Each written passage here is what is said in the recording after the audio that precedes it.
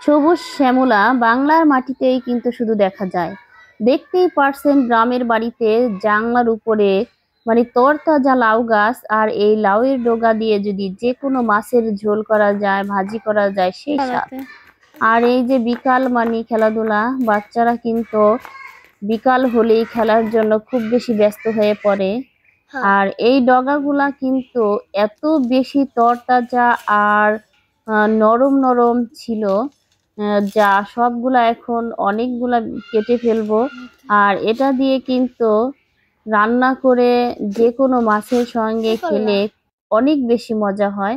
এই যে অনেকগুলা ডগা কেটে নিয়েছি, আর ডগাগুলা দেখতে পাচ্ছেন অনেক বেশি জালি।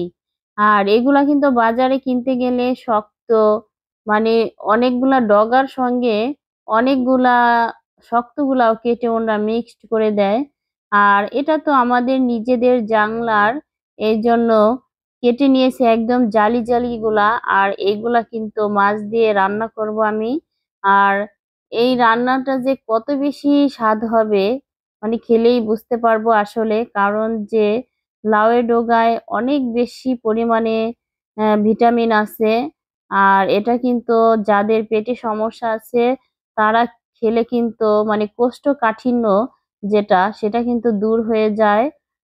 তাই আমি কিন্তু কেটে নিয়েছি যে ডগাগুলা খাবো বলে।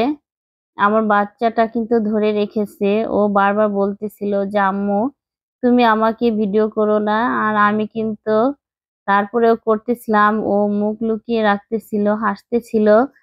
অনেক বেশি ভালো লাগতেছিল আমার কাছে এই ডগাগুলা।